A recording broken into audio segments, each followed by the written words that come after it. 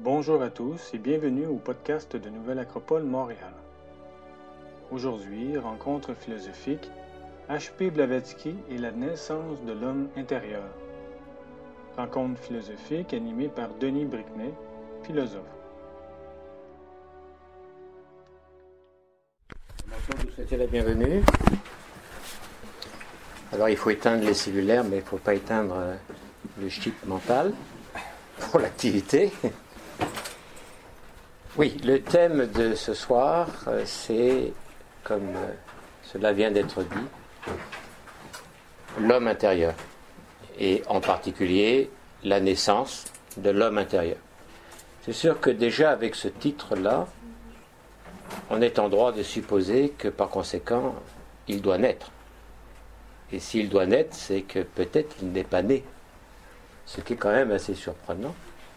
Puisque dans notre expérience de tous les jours, le concept de l'homme intérieur n'est pas vraiment strictement, uniquement une idée mentale, sinon nous apparaît comme une réalité existentielle, comme quelque chose que nous vivons. On a des soucis, on a des sentiments, on a des affects, on a des idées, on vit des sensations. On vit beaucoup de choses qui manifestement relèvent d'une dimension que l'on ne peut pas réduire à la simple extériorité. Il y a une réalité intérieure. À ce moment-là, pourquoi alors parler de la naissance de l'être intérieur ? On aurait fort bien pu dire, essayons de voir comment est-ce que l'on peut développer l'être intérieur, par exemple, ou d'apprendre à mieux le connaître. Alors ça, c'est un point qui est important, et c'est pour ça que dans cette série de conférences sur Madame Blavatsky, on va sortir ce point-là. Je vous expliquerai un petit peu tout à l'heure pourquoi c'est important de le sortir. C'est-à-dire l'homme intérieur. Avant ça, peut-être une petite précision, lorsque l'on dit homme, c'est générique. C'est l'être humain. Donc ce n'est pas une question de genre. C'est aussi bien, si on s'adresse maintenant à chacun d'entre nous, l'homme comme la femme. Il n'y a pas là une distinction spécifique basée sur le sexe. Donc pendant toute cette conférence, lorsque je vais parler de l'homme intérieur, c'est cela qu'il faut avoir dans l'idée. Et on ne va pas faire que de parler de l'homme intérieur. On va aussi parler de l'homme extérieur. Et c'est la relation entre les deux qui est fondamentale. Et là aussi, je vais l'expliquer un peu plus tout à l'heure. Pourquoi est-ce qu'on s'appuie sur Madame Blavatsky ? Tout à l'heure, je donnerai quelques éléments, mais très synthétiques, parce que ce n'est pas l'objectif de cette conférence, de parler de la vie de Madame Blavatsky et de son œuvre, qui est monumentale, qui est fondamentale, dans tout le domaine de ce qu'on pourrait appeler la spiritualité. Mais là aussi, c'est pareil, la spiritualité qu'il nous faudra aussi définir. Pour le moment, gardons cette définition générale, c'est plutôt la dénomination générale, la spiritualité, qui est un grand sac, surtout aujourd'hui, dans lequel on peut mettre beaucoup de choses. Et c'est le problème. Parce qu'il faut partir de la base qu'il y a peut-être des consciences, et je pense que oui, il y en a, et beaucoup, qui sont préoccupées du développement de la conscience, qui ont comme idée que le fait d'être ici, comme nous nous trouvons, avec manifestement un corps biologique et des réalités intérieures, que il doit y avoir un sens. On n'est pas là comme ça. Il y a une destinée, il y a une raison, même si elle n'est pas évidente, même si il faut chercher, il faut fouiller. Disons qu'il y a des individus qui sont en quête. Et ça, c'est important, parce que l'individu qui est en quête, ce n'est pas une décision que l'on prend par la raison. Ce n'est pas une décision strictement prise par la raison. Tiens, j'ai décidé, à partir de demain, de me préoccuper de moi-même. Et pas de faire simplement que de survivre, et pas faire simplement que de profiter de la vie. J'ai dit pas simplement. Je n'ai pas dit qu'il ne fallait pas. Mais sinon, il y a comme un appel intérieur, comme quelque chose. Il y a comme ce que certains textes orientaux ont dénommé la voie du silence. Intéressant. Cette voie du silence, c'est que le silence, c'est le silence de tout ce qui nous entoure. C'est le silence de tout ce qui nous est extérieur. C'est le silence de l'homme extérieur. La voie du silence. On pourrait se dire, ma foi, si je tais tout, j'éteins la radio, la musique, la télévision, le iPhone, etc. Je vais entendre plus rien du tout. La voie du silence, c'est une voie qui se rapporte à l'intériorité, qui se rapporte à l'homme intérieur. Alors dès le départ, rien qu'en disant cela, il est important de réaliser tout de suite qu'on est en train de parler de deux visions. On touche deux visions de l'homme, deux visions de la vie, deux visions de la nature, deux visions de la nature. L'une est matérialiste. Alors je pense que vous savez ce que ça veut dire matérialiste, ou ce qu'est le matérialisme. Le matérialisme, c'est une pensée selon laquelle tout ce qui existe provient, naît de la matière. Ça ne veut pas dire avoir la considération du matériel. Il faut avoir la considération du matériel. Ça. Et il y a une autre vision que je ne vais pas qualifier précisément, parce que si je la qualifie, je risque d'aller directement dans un piège qu'il nous faut dénoncer. Non pas en accusant qui que ce soit, mais dénoncer un piège mental, dans lequel il peut y avoir une dérive qui nous conduirait, avec cette bonne intention de se dire « je veux me développer en tant qu'être humain », mais alors je vais choisir une voie qui en parle. Je vais choisir une voie aussi qui donne des possibilités de le faire. Je vais peut-être choisir un certain nombre de pratiques qui me sont apparues ou qui m'ont été développées en me disant voilà, c'est ça qu'il faut faire. C'est ça qu'il faut développer pour aller en quête de l'être intérieur et puis de progresser de cette façon-là. Alors je ne vais pas la qualifier. Peut-être plus tard on va la qualifier. Je vais simplement la dénommer comme en contraste avec la première. C'est une vision non matérialiste. Alors on a la vision matérialiste et la vision non matérialiste. C'est celle précisément qu'il nous faut découvrir. Et c'est en cela que Madame Blavatsky peut être d'un grand secours. Parce que l'ensemble des textes qui après Madame Blavatsky vont se développer, les diverses théogonies, les diverses cosmogonies, les diverses spiritualités, incluant par exemple Rudolf Steiner, par exemple, qui était théosophe et qui s'est séparé au bout d'un certain temps, et bien d'autres. Il y a eu une ponction qui était faite de l'œuvre magistrale de Madame Blavatsky, qui est la doctrine secrète. C'est comme ça qu'elle a été dénommée, c'est pas elle qui a choisi de l'appeler ainsi, mais enfin bon, la doctrine secrète avec un sens secret voulant dire intérieur. C'est ce qui ne peut pas être vu. Donc, il y a eu beaucoup de ponctions qui ont été faites, mais la reconnaissance des sources n'a pas été faite. Alors ça, je ne veux pas rentrer trop dans le détail, peut-être que dans le débat tout à l'heure, on pourra éventuellement en parler. Mais Madame Blavatsky est un phare en ce qui concerne la spiritualité, et particulièrement pour l'Occident, puisque c'est grâce à elle que l'Occident a pu retrouver certaines de ses racines spirituelles qui avaient été oubliées depuis déjà pas mal de temps. Alors bon, ce n'est pas le thème là de ce soir de rentrer trop dans le détail, mais quand je cite Madame Blavatsky et la ressource de la doctrine secrète, qui est son œuvre magistrale, il y a bien d'autres choses qui ont été écrites, c'est pas simplement pour viser une personne qui a pensé telle chose, qui a décrit telle chose. C'est un travail colossal qui a été fait, dont la reconnaissance aujourd'hui, comme d'ailleurs elle l'avait elle-même prédit, est de plus en plus forte, particulièrement au niveau de la science, en ce qui concerne la cosmologie, par exemple. Bon, mais à l'époque, au XIXe siècle, n'oubliez pas, on est dans une époque positiviste. Bon, enfin bref, de ça on pourra peut-être aussi en parler lors de la conférence. Donc c'est une vision non matérialiste, et c'est celle-là qui nous intéresse par conséquent ce soir. Alors on va attaquer de front le thème de l'homme intérieur. Je ne vais pas arriver tout de suite à ce qu'en dit Madame Blavatsky, je vais parler un peu pour amener précisément ce qu'elle en dit. Et ensuite on verra les développements peut-être plus essentiels qu'il nous faut, et à la fin on discute. On échange, on peut voir un peu un petit peu les choses. Alors d'abord, l'homme intérieur, ou l'être humain, je le répète, c'est nous. C'est chacun d'entre nous. Nous sommes collectivement, d'une manière générique, un être humain, et c'est cela qui nous relie tous.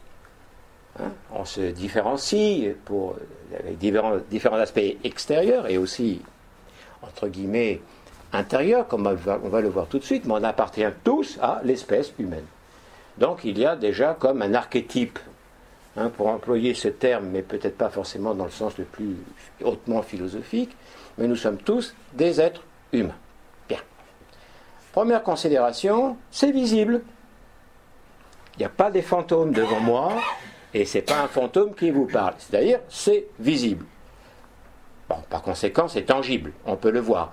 Alors, restons avec celui-là, parce que c'est une base. On ne va pas commencer à parler d'un homme dans les nuages. Bon, alors, est-ce qu'il y a des choses qui sont invisibles ? Oui. Mais avant de considérer l'invisible, il faut que l'on considère le non visible, mais qui pourrait l'être. Par exemple, c'est certain que vous ne voyez pas ma rate, et moi je ne vois pas votre foie ou les poumons, et je ne peux pas non plus tomber en admiration devant le rayonnement exceptionnel de votre cerveau. Ça ne se voit pas, c'est-à-dire que ce n'est pas invisible, mais ça ne se voit pas. Alors, il y a le visible, première catégorie, il y a le non visible, deuxième catégorie, parce que c'est quelque chose qui est visible, mais qui est caché à la vue, mais qui serait visible par l'exercice de nos sens, particulièrement de la vue, ou du toucher. Je pense que les chirurgiens touchent ce dont ils ont œuvré pour soigner quelqu'un. Et il y a la troisième catégorie qui est l'invisible. Et là, on est toujours en train de parler de nous. Là. On est toujours en train de parler ou partir d'un point de référence qui est nous que je peux voir. Voir, non voir et l'invisible. Bien. Dès le départ, il faut donc préciser quelque chose. C'est que la dimension invisible, pas celle qu'on ne peut pas voir, parce que ce sont les organes qui sont cachés, mais la dimension invisible, c'est-à-dire qu'on ne peut pas voir. On aura beau disséquer le corps, regarder vite en dessous du cœur, rapidement pour voir si on voit quelque chose qui nous fait dire « Ah, c'est ça l'esprit, mais il est malin, il se cache sous les organes, alors il faut faire vite. » On fait semblant d'enlever le foie, mais immédiatement on prend un poumon, on l'enlève rapidement pour voir, parce que peut-être il se cache dessous. Bon, donc non. Alors la grande confusion, c'est que cet invisible qui existe dans l'homme visible est considéré comme étant l'homme intérieur. Et ce que HPB va nous dire, et pas que elle, c'est toutes les spiritualités d'Orient et d'Occident, ce qu'elles vont nous dire, c'est que non, pas du tout. Ce n'est pas l'être intérieur. Donc il y a une confusion qui est une confusion énorme. Et cette confusion peut avoir des conséquences dramatiques pour quiconque cherche, pour quiconque est en quête, pour quiconque de sa quête veut en faire une conquête. C'est-à-dire pas simplement d'avoir l'idée qu'il puisse exister un être intérieur, un homme intérieur, mais aussi que s'il existe, alors peut-être qu'il faut en faire la conquête. Ou conquérir quelque chose qui puisse permettre de connecter à cet être intérieur. C'est ça la définition que l'on peut appliquer à toutes les voies spirituelles qui nous ont parlé d'initiation, de formation de soi, de transformation, de transmutation, utilisant des symboles alchimiques et autres, qui de toute façon, pour qu'ils puissent être réellement saisis à leur juste valeur, opérationnelle, opérative, implique de ne pas faire la confusion entre l'invisible qui existe dans l'être humain extérieur que l'on peut voir et l'homme intérieur. Et c'est ça le thème. C'est ça le thème. Donc, et il est important Alors parfait, alors on va commencer déjà par ça, précisément. Étant donné qu'il y a une confusion, il faut qu'on essaye d'enlever la confusion. Parce que c'est une confusion sévère. Elle est sévère à cause, particulièrement en Occident, à cause des derniers siècles. Le 19e siècle est un siècle positiviste matérialiste, qui a mis à l'écart la philosophie. Et encore toute cette prétention qu'il y avait que la philosophie pouvait peut-être amener à dire quelque chose d'intéressant et de réel sur la vie. Non, non, non.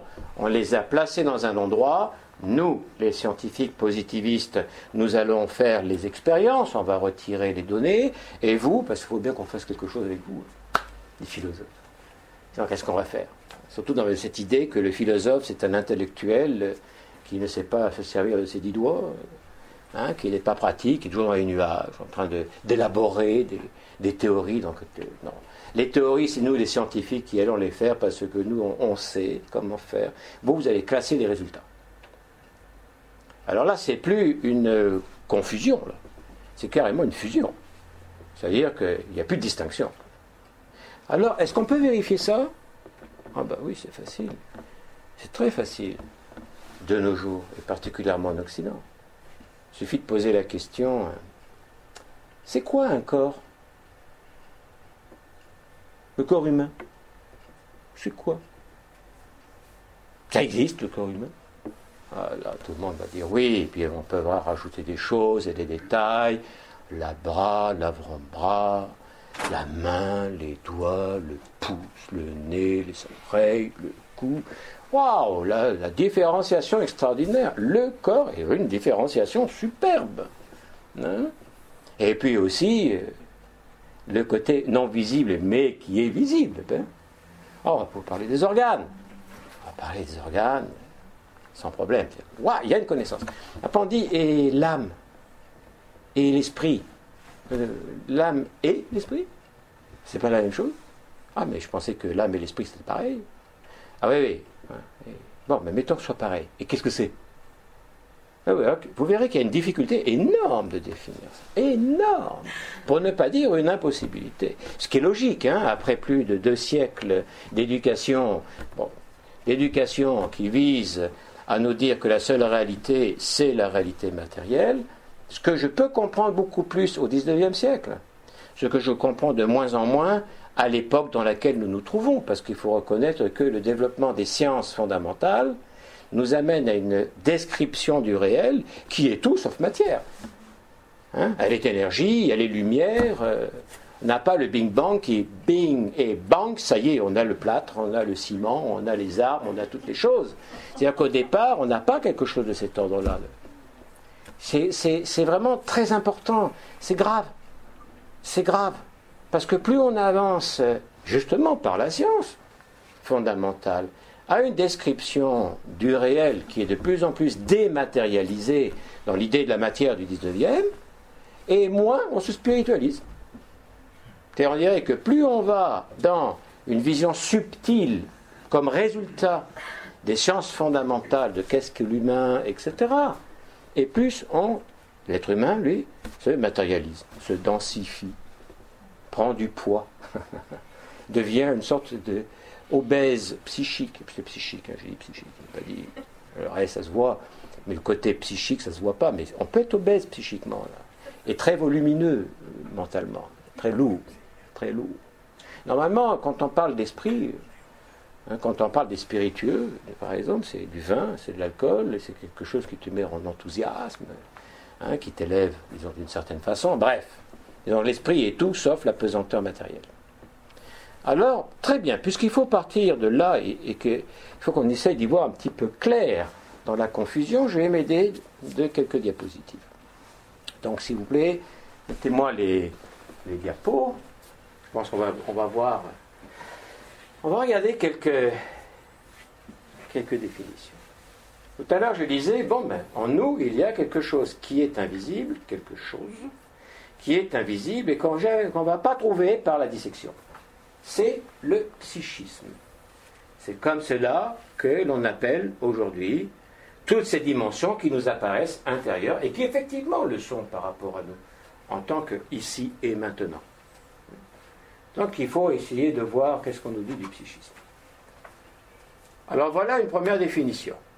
Ensemble conscient ou inconscient, considéré dans sa totalité ou partiellement, des phénomènes, des processus relevant de l'esprit. Vous voyez que là, dans le psychisme vient de s'intégrer la notion de l'esprit, de l'intelligence vient de s'intégrer dans le psychisme la notion de l'intelligence. C'est large, c'est un ensemble qui est très large, le psychisme. C'est pas que la psyché. Quand on emploie le terme du psychisme, s'intègre à l'intérieur des éléments qui peut-être n'ont rien à voir avec ça. C'est pour ça que c'est intéressant de voir qu'il y a mélange, confusion entre, par exemple, l'âme, ou psyché, dans le langage grec, c'est la racine qui va donner psychologie, et l'esprit, ou l'intelligence. Vous voyez, c'est là.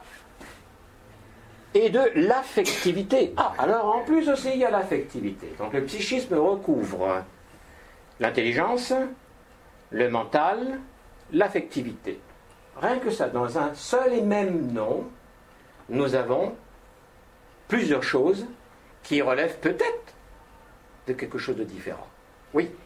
C'est pas ça que je veux développer, je veux simplement la vie psychique, c'est ça, très bien. C'est notre vie intérieure, la vie psychique. C'est comme ça qu'aujourd'hui, nous la dénommons. Autrement dit, ça veut dire que le psychisme égale l'homme intérieur.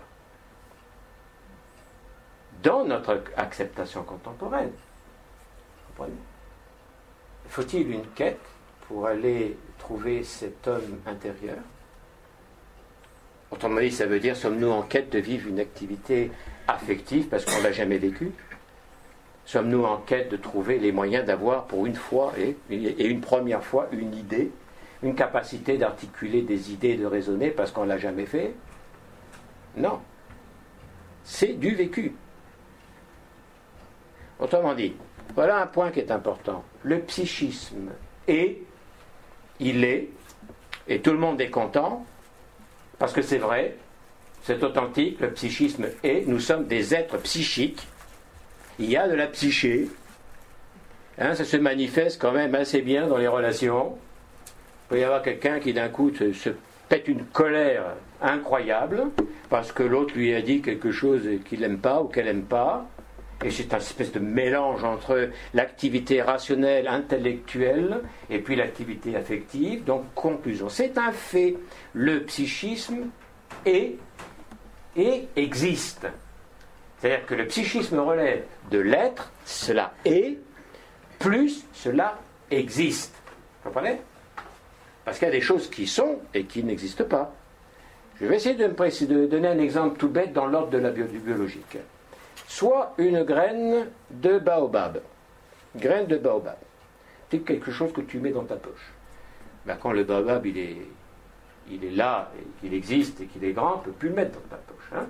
Mais là, tu peux le mettre dans ta poche. Alors, le baobab, il est là, mais il n'existe pas. Vous comprenez ? Il ne s'est pas manifesté. Il est, mais il n'est pas manifesté. Le psychisme, pour nous, en tant qu'être humain, est manifeste. C'est manifeste.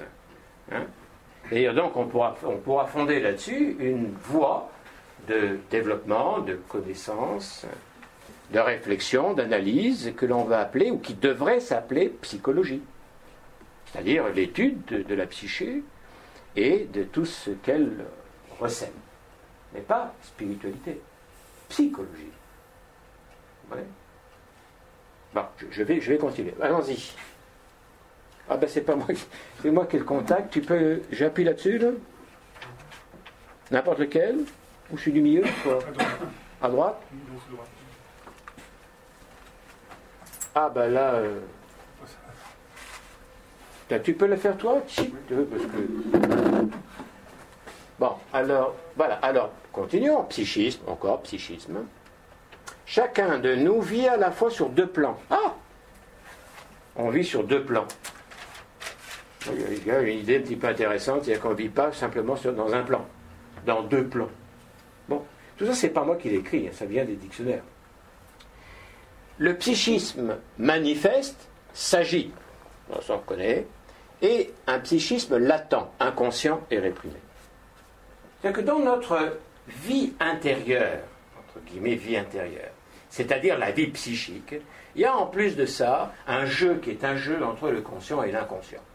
Donc ça veut dire que dans cet invisible, il y a même des mouvements qui existent, qui font apparaître des choses, disparaître d'autres, réapparaître, etc. Tout ça fait la richesse de la psychologie, quelle que soit la doctrine au travers de laquelle elle s'est développée. Oui, s'il te plaît. Les traces affectives laissées par des incidents psychiques deviennent inconscientes, par refoulement. Qu'est-ce que là je veux souligner? C'est que ce sont des traces, c'est-à-dire que je vis quelque chose, c'est là, c'est manifeste. Je vis quelque chose de manifeste, je le ressens. Mon cœur palpite, j'ai les hormones qui s'agitent, je commence à avoir des crispations. C'est quelque chose qui me fait dire, oh waouh, ça existe, c'est bien là, mais j'aime pas. Alors je vais le repousser, je ne peux pas voir ça, il y a une poubelle là, je la mets dans le poubelle ou dans le grenier ou dans la cave. C'est-à-dire tout ce qui est subconscient, inconscient, etc. Ce n'est pas notre objet pour le moment. Notre objet, c'est de voir et de bien comprendre que le psychisme qui est compris comme homme intérieur ne l'est pas. En tout cas, ne l'est pas tel que Madame Blavatsky et l'ensemble des sagesses spirituelles vont nous le dire. Allons-y. Alors, voilà, suivi d'un déterminé ou d'un déterminant ou détermination, cet ensemble psychique, cet ensemble propre à une personne, là, moi, lui, vous, cet ensemble propre à une personne ou un ensemble de personnes, allez, on va manifester, prenons les casseroles, bang, bang, bang, bang, bang, bang, bang, bang. Ou on va tous aller au sport, waouh, waouh, dans le hockey, tout ça, etc. Ou au théâtre, ensemble, vie collective et vie individuelle, ou personnelle. À un ensemble de personnes, ou un animal en tant que pourvu d'une forme d'intelligence. Ouais. J'aime bien cette phrase-là parce qu'effectivement, le monde animal n'est pas dépourvu d'une forme d'intelligence. Ce n'est pas simplement qu'une chose vivante. Continuons. Psychisme, alors voilà les exemples. Psychisme individuel, psychisme collectif, psychisme animal, psychisme humain. Autre façon de dire, un psychisme puéril, instable, inquiet, capricieux, dépourvu de sens critique, incapable d'attention, de concentration et de critique, etc., etc., etc. Finalement, c'est une description psychologique de la personne. Oui. Et enfin, dernière ressource pour voir, peut-être le médical va nous dire quelque chose qui va nous intéresser. Le psychisme est l'ensemble des caractères psychiques d'un individu, base de sa personnalité. Vous voyez, le rapport entre psychisme et personnalité. Et ça, c'est un point qui est important. Parce qu'on verra que dans l'enseignement spirituel, il y a une distinction entre la personnalité et l'individu. Et là, je vais le dire de manière très très synthétique, on aura l'occasion éventuellement d'en reparler. La personnalité est l'homme extérieur, comme celui qu'on vient de décrire. L'homme extérieur, mais qui a ses affects, ses émotions, ses idées. C'est-à-dire qu'il y a une vie qui est une vie psychique. Personnalité. Et par contre, l'individu est, dans les enseignements spirituels d'Orient et d'Occident, est l'homme intérieur. C'est pour ça qu'on représente ça, dans certaines circonstances, par un carré, parce que on nous dit que la personnalité se constitue de 4 dimensions reconnaissables, et puis au-dessus, mais sans lien, au-dessus, un triangle ou une triade ou un esprit, E majuscule, qui est l'individu. Individu veut dire indivisible, ce qui n'est pas divisible. Donc la personnalité, si, est divisible. Parce que des fois, on est tout à fait la raison résonante sur d'elle-même, on a bien mangé, on a bien dormi, on a reçu une bonne paye, il y a une prime, il n'y a pas de problème affectif, je t'aime, tu m'aimes, tout est beau, on est calme, alors là, on raisonne, on se met à raisonner, à construire des choses qui d'ailleurs peuvent être tout à fait intéressantes. Puis le lendemain, nous arrive une tuile. Dans ce cas-là, on est complètement à plat, le moral à plat, Et puis c'est une vision du monde qui est passée du soleil à l'obscurité totale, etc. Il y a des variations qui sont les variations de la psyché. Donc on n'est pas un. On est très divisible au niveau de la personnalité. Regardez, dans la personnalité se trouve la raison résonante. On change d'avis, on change d'idée. Et on ne change pas d'idée parce que la science nous a démontré que l'idée que l'on avait prise comme étant certaine et juste hier est démontrée qu'elle est fausse. Ah ben c'est pour ça que je change d'idée. On change d'idée comme on veut, là, en fonction des circonstances, souvent en fonction des circonstances qui sont affectives, qui sont des éléments qui touchent plus la sensorialité, la sensitivité. S'il faut changer d'avis pour que je puisse jouir de ce plaisir-là, une fois n'est pas coutume. Je vais changer d'avis momentanément, et puis après, je reviendrai. Autrement dit, ça veut dire que la personnalité, elle est plurielle. Elle est plurielle. L'individu est singulier. Et la singularité, ce qui est indivisible, porte un autre nom, identité. C'est-à-dire que cette triade, ou cet esprit avec un grand E, c'est l'identité. Notre identité. Une personne qui change d'identité, ce n'est pas une personne qui change d'avis. C'est une personne qui d'un coup pensait être ça, et le lendemain, non, autre chose. Mais du point de vue de l'identité, ça porte des noms, ça, en psychologie. Des noms de maladies, on ne va pas les citer, mais qui, c'est pas réjouissant. Parce que perdre son identité, en assumer une autre, oh là là. Mais je vais vous dire un secret, par contre. Pour le commerce, parce que l'autre qui se croyait A, il y a 3 jours, il a acheté, puis maintenant il se croit B, il rachète encore pareil, la même chose. Puis plus tard, il se croit D, il achète encore la même chose. C'est génial d'avoir de multiples personnalités dans un monde marchand. Bref. Donc, individu, c'est indivisible, c'est-à-dire c'est l'identité. Voilà, donc allons-y avec ça, s'il te plaît. Bon, Madame Blavatsky. Je ne vais pas en parler beaucoup, il y a une conférence qui a été donnée par Catherine la semaine dernière, je crois, quelque chose comme ça là. C'est une femme assez remarquable. Elle a fait 7 fois le tour du monde, elle a visité tous les continents, elle était en quête des traditions spirituelles. Mais pas pour son plaisir, pour récupérer les éléments de la spiritualité, une dans ses manifestations multiples. Ceci va donner lieu à une discipline plus tard, qui est une discipline qui reste aussi très valide et qu'il faut aussi prendre, peut-être qu'on en parlera dans le cadre du débat, et qui est symbolisme comparé. C'est-à-dire l'idée selon laquelle, s'il y a un esprit, mettons, avec un E majuscule, il a été saisi à diverses époques, avec diverses intensités, partout sur la planète. Autrement dit, disons-le d'une autre façon, toutes les civilisations ont eu au moins un moment de spiritualité. Je dis bien au moins, parce que c'est obligatoire. S'il n'y a pas ce moment de spiritualité, il n'y a pas de civilisation. C'est-à-dire, dès l'instant qu'il y a civilisation, c'est qu'il y a spiritualité. Après, ça peut se perdre. La chose, elle est là. Et on la perd. Il y a une flamme qui est là, il y a un feu qui est là, il faut l'alimenter. Si on ne l'alimente pas, tant qu'il était là, on a fait quelque chose, et puis après on se laisse porter par l'inertie. Et on essaye de garantir et de conserver les choses matérielles. C'est-à-dire que c'est comme une flamme dans une lampe à huile.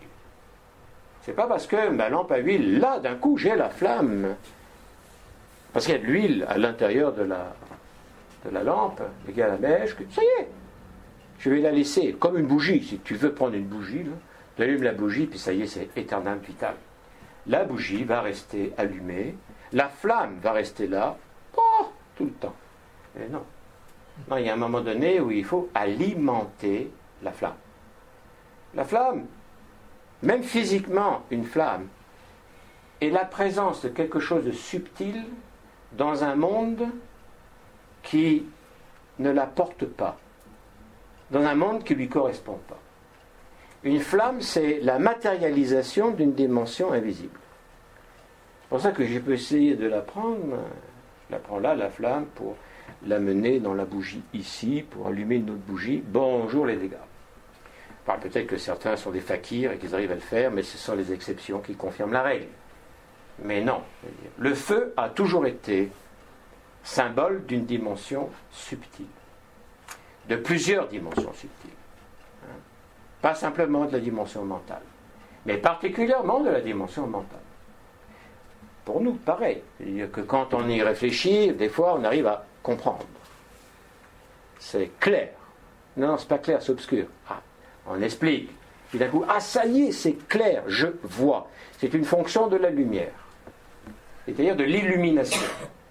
Bon, on y reviendra tout à l'heure. Donc, elle rassemble ce témoignage-là. Et aussi, ce qu'elle fait, c'est qu'elle cherche à relier une connaissance, qui est une connaissance qu'on va qualifier de spirituelle, à la science de son époque. C'est ce qu'on trouve aussi au sein de la doctrine secrète, même si elle dit elle-même, écoutez, ne vous inquiétez pas, il y a des choses qui sont là, qui sont dites, et ça va prendre un peu plus de temps pour qu'on les reconnaisse. Ça va prendre un peu plus de temps à la science positiviste, à la science existante, pour y arriver. Mais on va y arriver. Il a raison. Aujourd'hui, faire une étude de la doctrine secrète du point de vue des sciences, et de regarder ce que Mme Blavatsky mettait à jour à son époque, avec ce qui aujourd'hui est connu, est absolument époustouflant. Autrement dit, ça veut dire qu'on a là un témoignage comme quoi elle n'a pas été sur des élucubrations. Je ne sais pas si vous avez lu, j'imagine que oui, un petit peu au moins la doctrine secrète. Et là, il y a à l'intérieur de ces ouvrages une connaissance qui implique aujourd'hui, je ne sais pas quoi, plusieurs ordinateurs, là, uniquement pour le savoir. Elle a réagi contre le positivisme, c'est-à-dire contre le matérialisme athée, ce qui est assez compréhensible pour ce qu'elle présente. Oui. Alors voilà ce que nous dit Mme Blavatsky, ce qu'est l'homme intérieur. Et c'est lui qui nous intéresse, et je vais expliquer tout à l'heure aussi pourquoi, même si déjà je l'ai touché dans les moments précédents. Ça vaut le coup de le lire tranquillement. Citation. L'homme intérieur, et là on met des majuscules, alors des fois si on nous critique parce que, ouais, vous mettez des majuscules partout. Non, pas partout. Oui, mais parfois il y a l'homme avec majuscules et parfois il y a l'homme avec des minuscules. Ah oui. Mais pourquoi ? C'est pour les distinguer. Hein ? L'homme extérieur, on va le marquer avec une minuscule, et l'homme intérieur, on va le marquer avec une majuscule. Et pourquoi ? Parce que ce n'est pas le même. Ce n'est pas le même. Et l'homme intérieur est essentiel. Il est justement l'essence. Il est l'essentiel, parce que ce qui est essentiel ne peut être que le produit de l'essence. Hein ? Voilà. Très bien. Donc l'homme intérieur est la véritable entité, l'entité, hein, la racine, c'est le rapport au terme de l'être, entité immortelle qui vit en chacun de nous, être humain, qui vit en chacun de nous, être humain, ça ne fait pas l'être humain, ça vit à l'intérieur de nous, mais ça ne fait pas l'être humain, de la même manière que la graine de baobab vit à l'intérieur de la terre, hein, mais ça ne fait pas la terre, le baobab, vous voyez ? Les petites nuances sont importantes. Hein. Non la forme extérieure est mortelle d'argile que nous appelons notre corps. Autrement dit, pour être encore plus clair, en application avec ce qui est écrit là, celui qui vous parle, moi, Bibi, Fricotin, là, vous me voyez là, hein, mais c'est le mortel qui vous parle. C'est pas l'immortel qui vous parle, c'est la forme mortelle. Et le langage qui est utilisé, les mots qui sortent et qui se rapportent à des idées, tout ça c'est mortel. Il ne va rien rester du tout. Rien, poussière. Des os peut-être, des os. Hein. Rien. Et bon, ce que je vois aussi, pareil. Bref, nous sommes tous frères et sœurs, on est tous mortels. Donc rassurons-nous, quand HPB parle de l'entité immortelle, elle parle de quelque chose d'autre. Ça c'est majeur, quelque chose d'autre, qui n'est pas le psychisme. Qui n'est pas le psychisme. C'est important, parce que la confusion entre la vie intérieure et la vie psychique avec la vie spirituelle nous amène dans des situations qui sont très embêtantes. Parce qu'on s'engage dans des voies pensant qu'en fait, l'on marche en esprit, dans une voie spirituelle. Non, on marche dans une voie de développement du psychisme. C'est pas mauvais, hein. Je n'ai pas dit que c'était mauvais. Quelqu'un a entendu que je dis que c'était mauvais? Non, non. Je n'ai pas dit que la vie psychique était mauvaise. Ce que je dis, c'est la confusion entre le psychisme et la spiritualité. Ça, c'est très mauvais. Maintenant, je vais le préciser encore dans quelques minutes.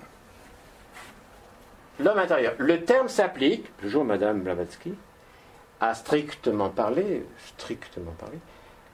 seulement à l'ego supérieur.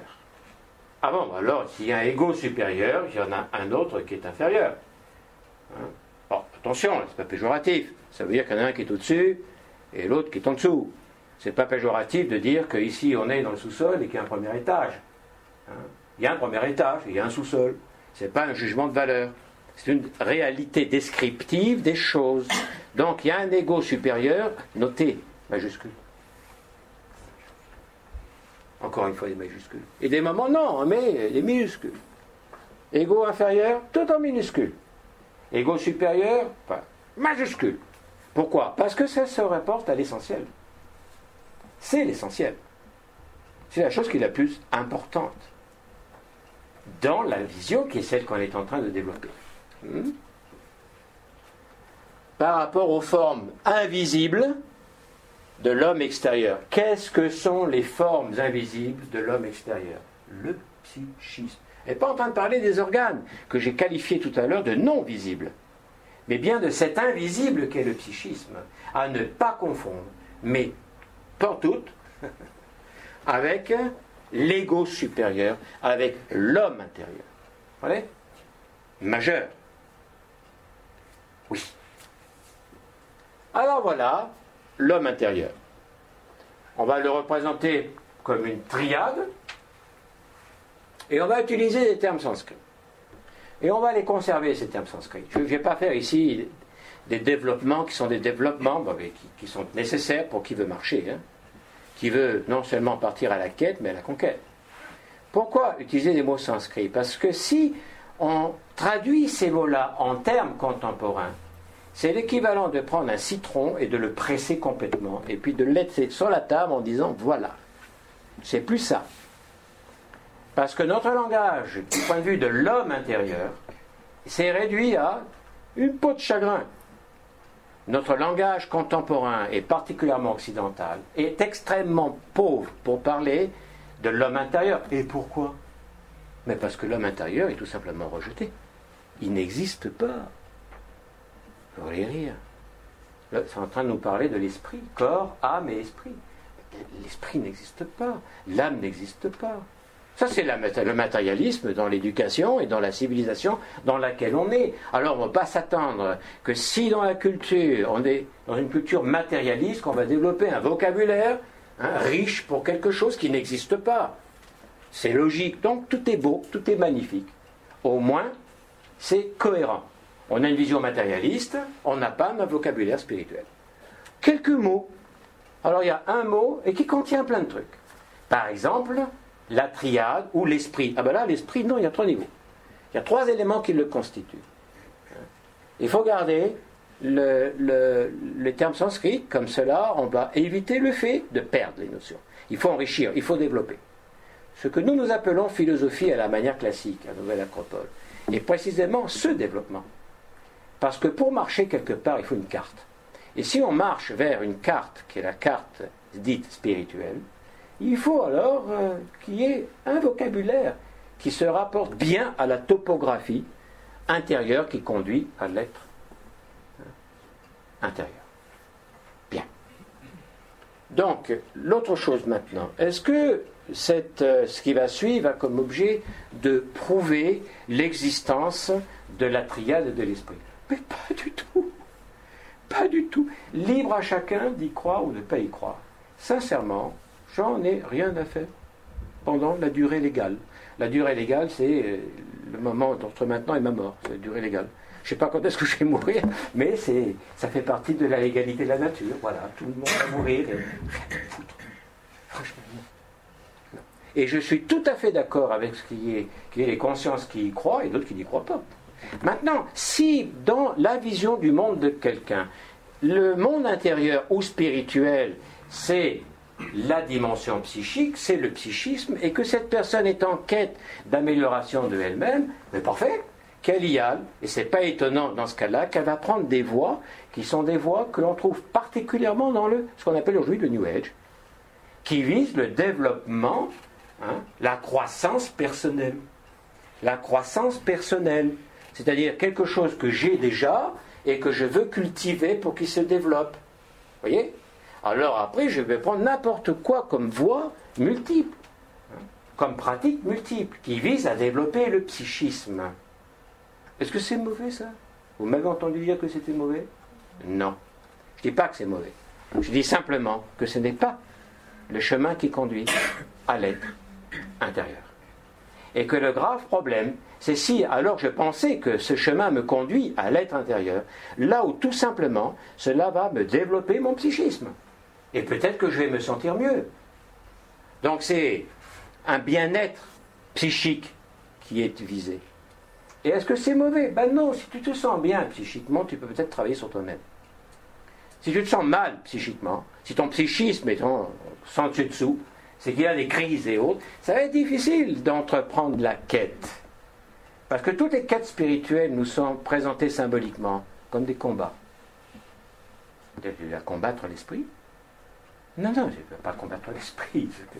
Arjuna, par exemple, pour prendre la Bhagavad Gita, Arjuna, quand il arrive au milieu du champ de bataille, le Kurukshetra, et qu'il est conduit par le conducteur de char, qui d'un coup se révèle à lui comme étant, tu sais, je ne suis pas simplement le conducteur de char, je suis Krishna, c'est-à-dire la voix de ta conscience spirituelle.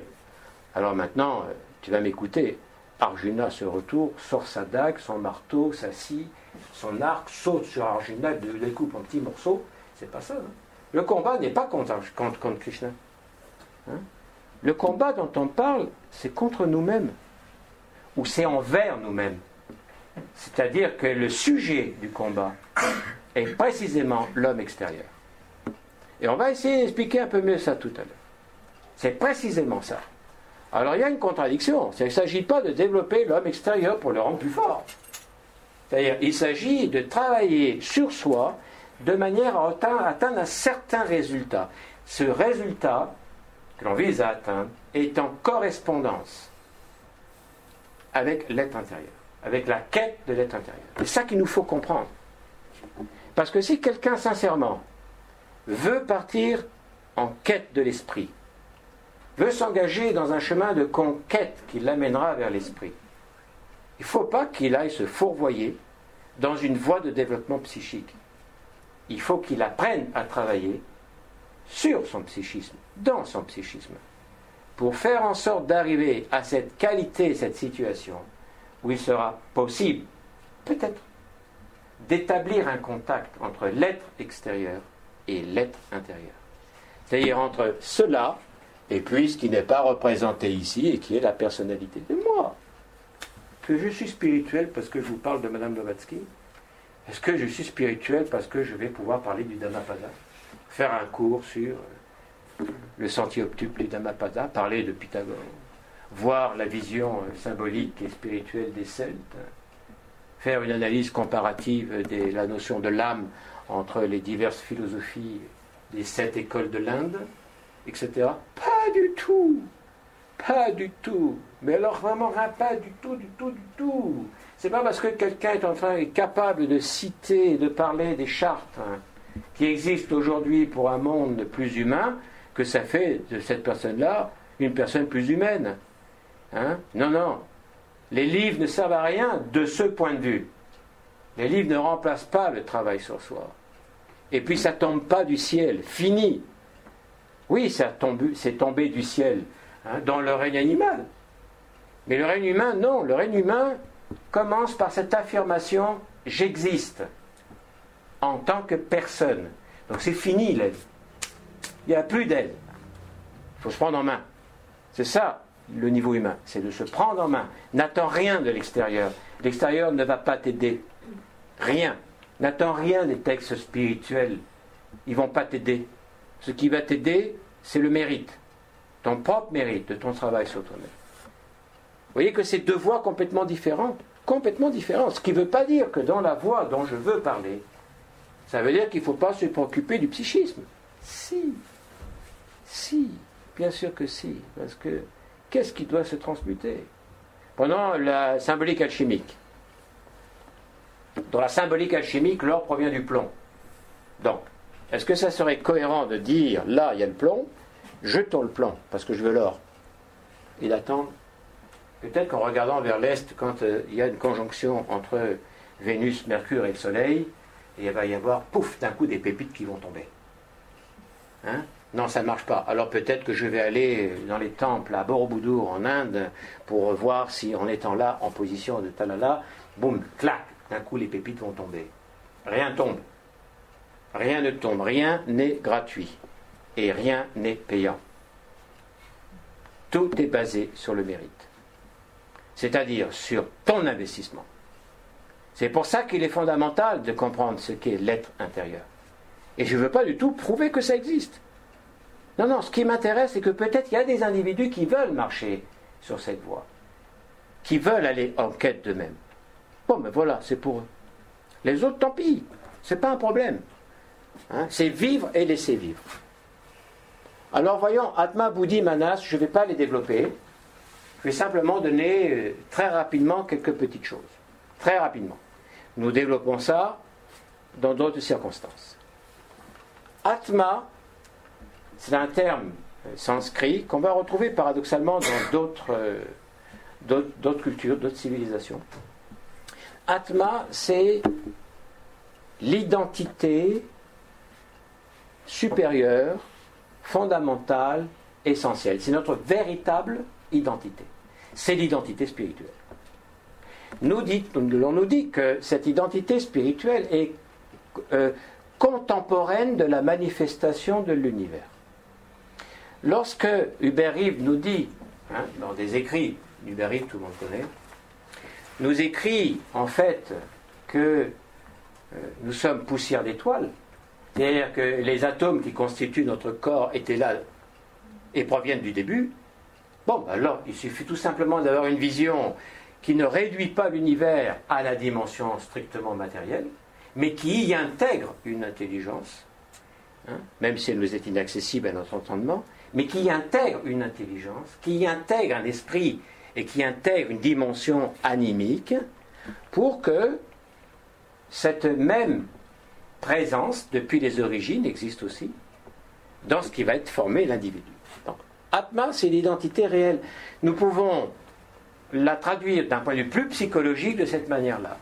La volonté ou la puissance d'être soi-même, indépendamment de l'environnement, indépendamment de toutes circonstances. C'est-à-dire d'être un soi, d'être je suis, mais dont le suis ne dépend absolument pas de l'extérieur. C'est-à-dire c'est pas je suis avec un attribut, je suis conservateur, je suis libéral, ou je suis avec ce que je porte sur mon t-shirt. C'est-à-dire que j'assume une identité d'emprunt, qui n'est pas mauvais non plus, parce qu'il faut aussi. Tant qu'on n'arrive pas à cette identité suprême, il faut qu'on le fasse. Bien. Buddhi, c'est l'âme spirituelle, avec un A majuscule. C'est-à-dire, c'est ce par quoi se manifeste Atma. C'est le véhicule de l'identité. C'est la lumière à sa source. Vous imaginez une source de lumière, et il y a la lumière. La source est Atma, la lumière est Buddhi. Et Manas, c'est l'intelligence. C'est l'ego actif. C'est cette puissance qui permet de distinguer, de faire la différence et de relier. Bon, alors ces trois pouvoirs spirituels qu'on ne va pas développer, simplement je les cite comme cela, c'est sûr qu'ils devraient être développés, mais pour l'objet de la conférence, c'est suffisant. Oui. Alors maintenant, voilà le point. Voilà l'homme intérieur et l'homme extérieur. Pour que l'on devienne humain, réellement humain, profondément humain, essentiellement humain, il faut se relier à l'humain. Aujourd'hui, on en parle. quand on parle de l'humanisme, quand on parle de qu'est-ce que nous devrions être en tant qu'individu et en tant que collectivité, c'est extraordinaire. Les descriptions qui sont les descriptions de ce que devrait être un humain est absolument lumineux. Donc en fait, on devient humain par connexion avec l'homme intérieur. Un monde nouveau et meilleur, un individu nouveau et meilleur, ne le sera que par le contact avec l'homme intérieur, c'est-à-dire avec sa réalité, sa vraie réalité. Donc il faut qu'il puisse y avoir un lien entre l'homme extérieur et l'homme intérieur.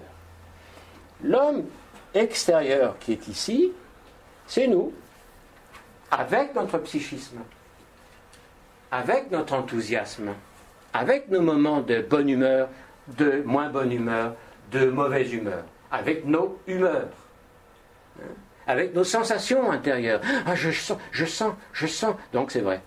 C'est du sophisme. Enfin, les sophistes, on en parlait de ça. Tel tu sens les choses, telles elles sont. Tel tu ne les sens pas, telles elles ne sont pas. Donc ça veut dire que le critère du vrai est la sensation. J'ai ça dans le goût, c'est vrai. J'ai pas ça dans le goût, c'est faux. Vous comprenez ? Ça c'est très bien, c'est là. C'est pas un problème, nous sommes ça. C'est comme ça qu'on fonctionne. En tant qu'homme extérieur, on fonctionne comme cela. Donc il ne faut pas qu'on le rejette. Il faut simplement qu'on se dise, mais oui, mais si je crois que en développant cela, je vais vers ce que je suis fondamentalement, erreur. Non. On développe ce que l'on est extérieurement. Dans cet homme extérieur qu'on a décrit tout à l'heure comme ayant sa vie psychique. C'est-à-dire cette intériorité qui n'est que le psychisme. C'est pour ça que je n'ai pas besoin de maître. Si je développe mon psychisme, je n'ai pas besoin de maître. J'ai besoin de conseils. J'ai besoin de professeurs, de yoga, de méditation, de ceci, cela. J'ai besoin de technique. Je n'ai pas besoin de maître. Là, oui, j'ai besoin de maître. Le maître, il est là. Le maître est l'homme intérieur. Et il faut que je devienne disciple du maître intérieur. Alors, disciple de toi-même. Attends. Si c'est employé, soit le disciple devient le disciple de toi-même dans un développement du psychisme, ça devient très embarrassant et très problématique. Parce que là, tu es en train de gonfler l'ego. Alors, vous verrez que ce qu'il faut qu'on arrive à définir, c'est aussi à localiser. C'est quoi l'âme? C'est quoi l'esprit? Comment ça fonctionne? C'est quoi la constitution de l'humain? C'est quoi notre constitution? Sinon, comment est-ce qu'on va faire pour travailler? Comment est-ce qu'on va marcher sur le chemin? Comment? Il faut qu'on soit guidé. Il nous faut une cartographie. Il nous faut des cartes. Il nous faut des orientations. Et surtout, ce qu'il nous faut, c'est des feedbacks. Il faut un feedback. Il faut que je puisse confirmer ce que j'ai fait. Je crois que j'ai bien fait. Il me semble que je suis sur la bonne voie. Qui va me le confirmer? J'ai besoin de quelqu'un pour me le confirmer. Et je ne vais pas prendre n'importe qui. Mais j'ai besoin d'un feedback. On a besoin d'un jugement. Le cœur se juge avec la plume. Symbole de l'Égypte ancienne. La plume de Ma'at. Ma'at. Bon, bref. C'est-à-dire, il nous faut une norme. Il ne peut pas y avoir de progrès s'il n'y a pas de norme. Parce qu'il faut qu'on puisse s'évaluer en fonction d'une norme.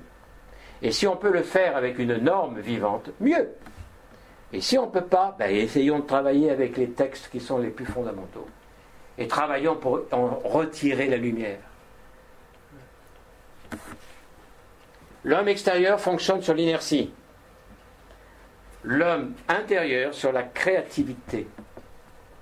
L'inertie, c'est lorsqu'on donne un mouvement, une impulsion à quelque chose, pouf, ça part dans le sens et la direction de l'impulsion, et avec l'énergie qui a été donnée par l'impulsion, jusqu'au moment où la résistance va faire que l'énergie va s'éteindre et que la chose va s'arrêter là. Le monde contemporain nous veut inertes, excités, mais inertes.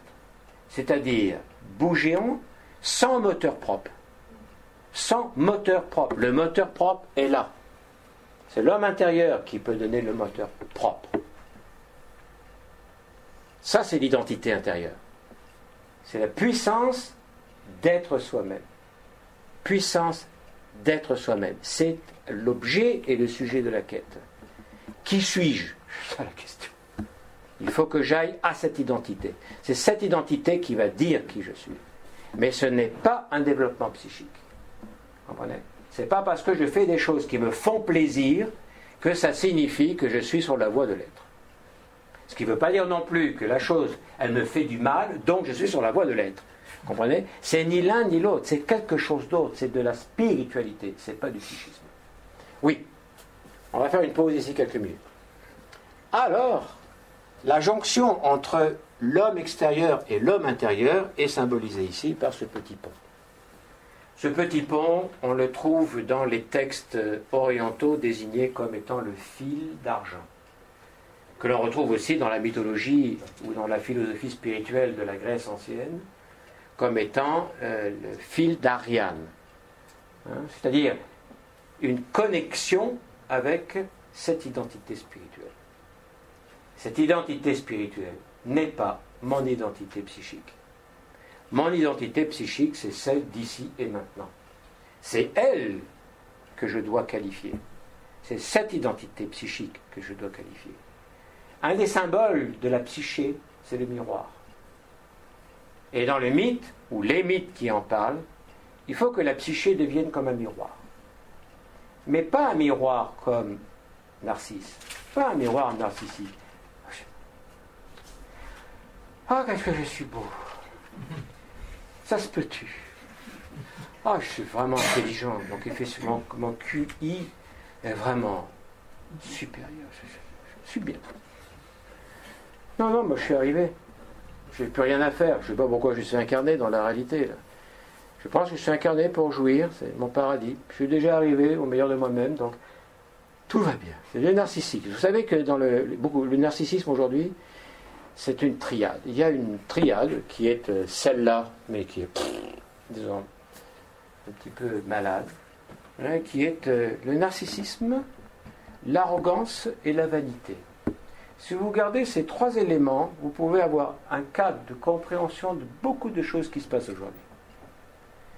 Le narcissisme ou nombrilisme, mais un nombrilisme satisfait. C'est-à-dire, c'est pas simplement que je suis nombriliste, je suis très satisfait.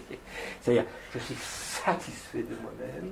Les problèmes qui m'arrivent, mais c'est à cause de tous les autres, ces tarés qui viennent me créer des problèmes. Mais non, vous voyez, je ne suis pas coupable, je suis victime. La victimisation et l'infantilisme sont deux caractéristiques aussi qui correspondent bien à la société dans laquelle on se trouve. On nous prend vraiment pour des mômes. On nous raconte des trucs, on nous fait des ballons pour les réunions politiques. Alors, il y a des ballons, il y a de la musique, rock, on va juste danser, autres, on a des pancartes, on crie comme des fous, l'autre il fait semblant d'aimer tout le monde, et autres pour. Alors on va voter pour toi, on va voter pour toi, on va voter pour toi. Tout ça, c'est évidemment, ça fait appel à quoi? À quoi? À l'intelligence, ça fait appel à Manas, à la partie manassique qui peut-être peut s'exprimer là. À quoi? Prométhée, il est venu, il a pris un petit peu une parcelle du feu de l'Olympe et il l'a amené à l'humanité. Cette parcelle qu'il a amenée à l'humanité, c'est un petit bout de Manas, un petit bout d'intelligence. Parce que l'idée, c'est, nous ne sommes plus des animaux simplement, nous sommes aussi des êtres humains. Et ce que l'animal fait par instinct, toi tu dois le faire par intelligence. Tu dois réussir à vivre ta vie et te développer par l'intelligence, pas par la force. L'animal utilise la force. Parce qu'il n'a pas d'autre moyen. On ne peut pas lui demander, écoute, arrête, assis-toi, prends de quoi, écris, réfléchis, intériorise. Fais donc une voie d'intériorisation. Inspecte ton intériorité. Introspecte. Intro. Specte, oui, mais intro, qu'est-ce que c'est ça, intro? Tu vois? L'introspection, qui est la véritable voie du yoga. C'est pas de chercher à trouver ceci et cela pour se sentir mieux. C'est de savoir quels sont mes moteurs. Quels sont mes moteurs qui me font agir comme j'agis aujourd'hui. Est-ce que la façon avec laquelle j'agis aujourd'hui peut être comme un miroir? Est-ce que ça peut transformer la psyché pour que l'esprit puisse se refléter? Il est là, l'esprit, tout le temps, il est là. Il est là. Voilà, regardez, c'est comme ça l'esprit. Voilà. Il n'y a pas d'esprit. Ça n'existe pas. Qu'est-ce que vous me racontez là? Vous êtes en train de me parler de la lumière? Où ça? Oui, oui, là. Non, il n'y a pas. C'est il y a. C'est il n'y a pas. Il y a pas, il y a pas. Vous voyez? C'est-à-dire, pour être illuminé, il faut se mettre sous la lumière. Ça, point. C'est-à-dire, c'est pas que ça n'existe pas, c'est que tu t'es pas mis sous la lumière. Autrement, tu n'as pas transformé ta psyché dans un miroir. Tu te satisfais de ton psychique. Tu ne travailles pas sur ton psychique. Tu n'es pas dans la voie discipulaire. Tu es dans la voie de l'autosatisfaction narcissique. Très bien, pourquoi pas? Intéresse-toi à la religion. Parce qu'après, il y a le paradis, ou l'enfer. Tu vas te laver par le confessionnal, c'est une machine à laver qui vraiment est excellente parce qu'elle coûte pas cher. Toi, tu y vas, bon, c'est un peu pénible parce que tu te mets à genoux pendant quelques temps, mais bon, à la fin, il t'absout, hop, il te dit, bon, allez, va réciter 3 ou 4 paternosters. Ok, récite les 2 premières phrases et puis les 3 mots à la fin, c'est fini, tu t'en vas. Laver! On peut recommencer les mêmes erreurs, les mêmes péchés, les mêmes choses qu'il ne faut pas faire. De toute façon, il y a la machine à laver, libre service. Donc, tout est impeccable. Tu vois? Alors, c'est ça la purification? Non, non, comme ça, tu ne fais pas de ta psyché un miroir. Vous comprenez? Miroir du ciel, l'architecture sacrée, la géographie sacrée. Quand vous regardez l'étude, même dans l'anthropologie contemporaine universitaire, c'est miroir du ciel. Machu Picchu, Borobudur, Thèbes, la cathédrale, miroir du ciel. Les pyramides, miroir du ciel. Pas nous qui le disons, c'est eux qui le disent. C'est-à-dire que ici puisse refléter, pour que cela puisse agir, les données spirituelles, les données essentielles. Et les données essentielles ne sont pas les données psychiques. Vous comprenez? Donc il faut, dans une situation comme ça, arriver à ça. Je ne suis pas encore la lumière, mais là, moi, j'ai les choses. Là, j'ai les éléments qui sont dans mon monde. Si je regarde ça, je vais être complètement ébloui. Que personne ne le fasse. Ou alors signer une lettre de décharge tout de suite. De regarder cette lumière qui sort du projecteur, ça va faire mal. Mais même, imaginons que je puisse le faire. Qu'est-ce que je vois? Rien. Je suis complètement aveugle. Mais par contre, je ne vais pas être aveugle aux symboles qui se représentent dans mon monde et qui viennent de l'esprit. Il faut que cette lumière-là vienne ici, et ça va venir ici sous une forme symbolique. C'est pour ça qu'il faut faire l'étude comparée des civilisations et des symboles, parce qu'ils sont porteurs de l'expérience spirituelle. Et c'est par là que l'on va pouvoir avancer et faire quelque chose. Oui. Donne-moi la suivante, s'il te plaît. Voilà. Pause. On va s'arrêter là, je reprendrai sur ça. Je vous assure que je ne vais pas le développer. Je veux simplement maintenant pouvoir vous situer les concepts de corps, âme et esprit, selon l'enseignement qui dit que nous sommes, êtres humains, là, potentiellement une constitution septenaire. Un carré, qui est la personnalité, et l'esprit, qui est le triangle. Mais l'esprit, pure potentialité. Il faut que quand même il puisse y avoir à un moment donné quelque chose qui fasse qu'il y ait un contact. Ça on va parler après, ça va pas être trop long, une petite demi-heure et puis c'est fini. Bon, allez, pause maintenant s'il vous plaît.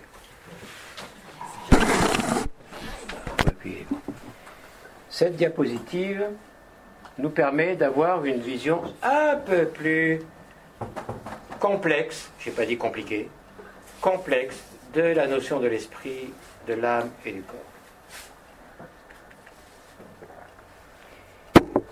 La définition de qu'est-ce que l'être humain comme corps, âme et esprit est commune dans toutes les traditions spirituelles du patrimoine de l'humanité. C'est même un des critères pour savoir si la tradition à laquelle on s'intéresse est spirituelle ou pas. L'esprit n'est pas l'âme. Évidemment, ni l'esprit, ni l'âme, ni le corps. Là, vous avez une présentation qui est une présentation qui fait intervenir d'autres termes en sanskrit, qui sont ici 1, 2, 3, 4, 5, 6, 7, et qui correspondent à la vision septenaire de la définition de ce qu'est l'être humain lorsqu'on le réintègre, l'homme intérieur. L'homme intérieur est là. Alors, on ne va pas développer tout ça, mais simplement vous voyez qu'il y a l'ego personnel avec cette dénomination sanskrit, kama manas, et puis l'âme spirituelle et le soi. L'âme spirituelle, c'est le bouddhi, et l'ego spirituel qui est ici. Il y a donc deux égos qui apparaissent. Et kama manas, vous voyez qu'ici il y a manas qui fait partie de la triade que tout à l'heure je vous ai fait voir. Et puis ici on a de nouveau manas, mais qui est donc kama. Kama, c'est un terme sanskrit qui désigne la triade inférieure. Donc ça veut dire que dans cette triade inférieure, il y a à un moment donné un peu de manas qui est projeté.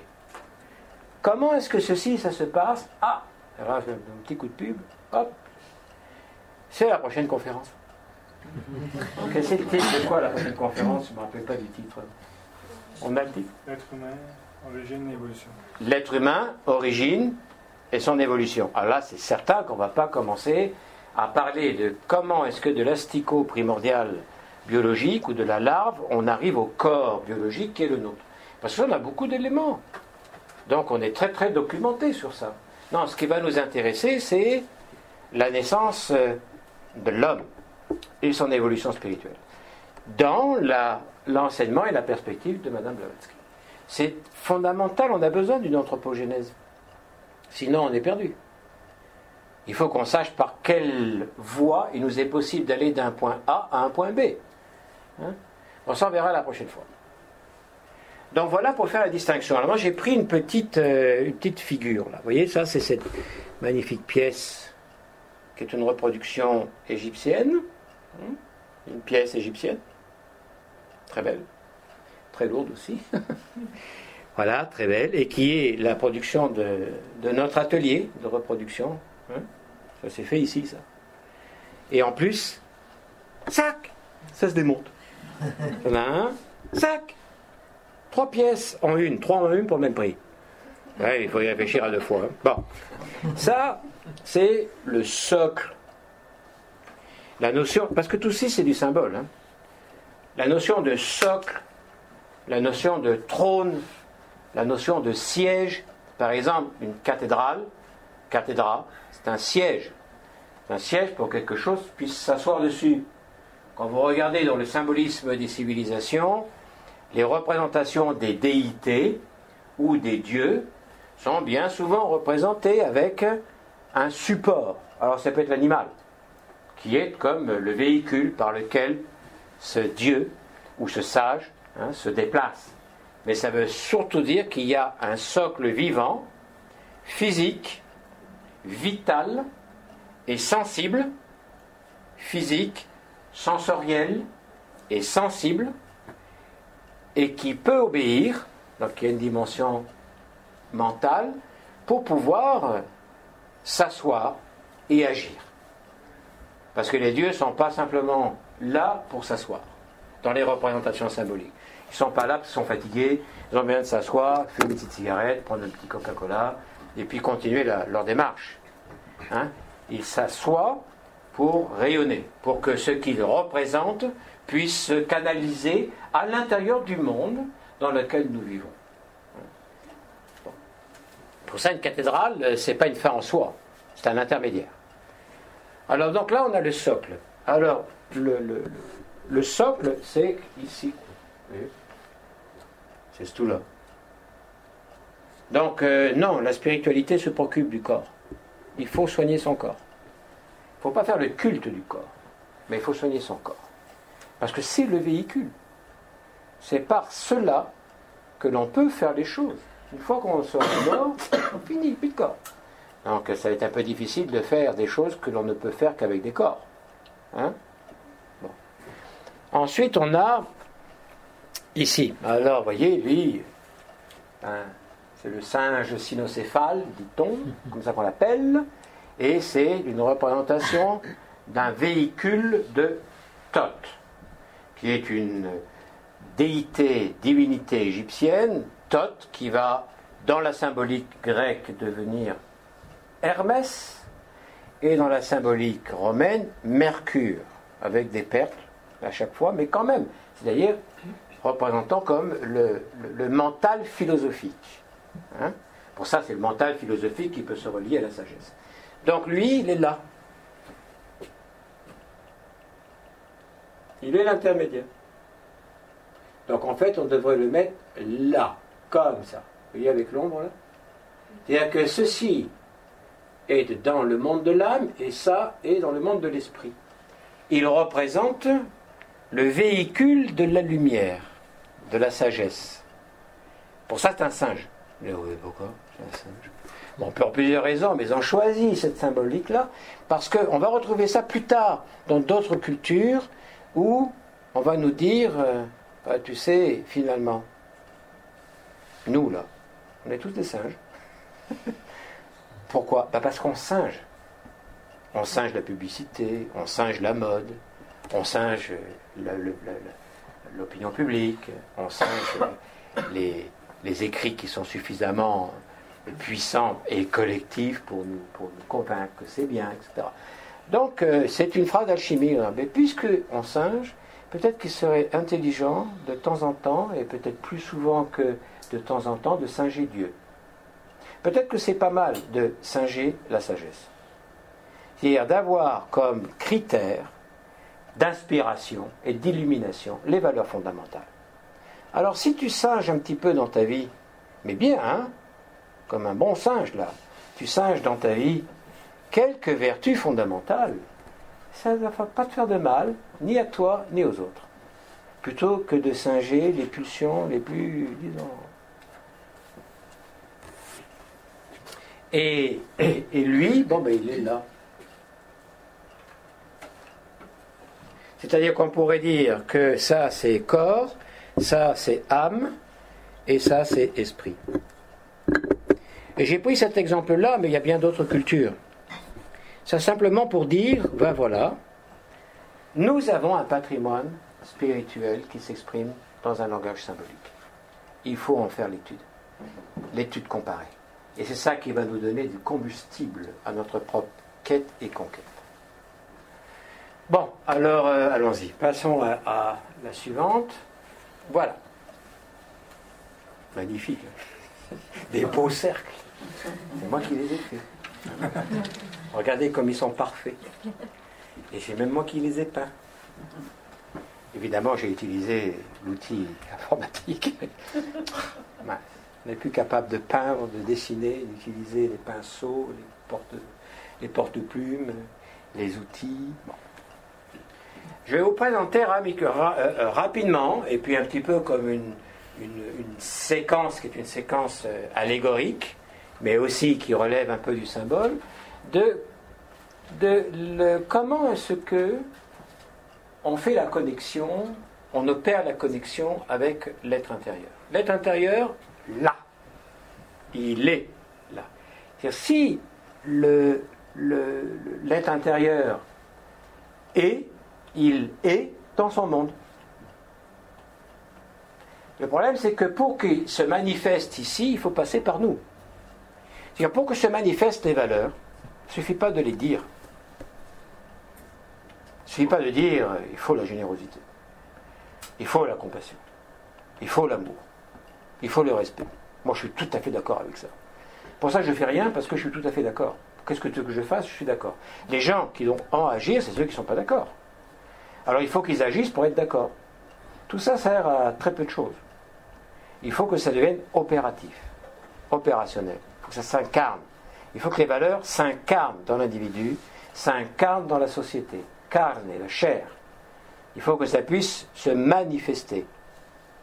Ici, dans le monde dans lequel on est, l'homme intérieur est, mais n'existe pas. Vous vous rappelez, le psychisme est et existe. Qui est-ce qu'on a rejeté? On a rejeté Madame Blavatsky, tous ses enseignements. On a voulu nous faire croire que Madame Blavatsky était finalement celle qui avait inspiré Hitler. Hein? Que c'est elle qui avait pensé au nazisme. Tout ça parce qu'elle nous a présenté dans les symboles, notamment la svastika. Hein? C'est-à-dire ce qui a été appelé plus tard la croix gammée, qu'on trouve partout. Chez les Indiens, chez les Hindous, partout.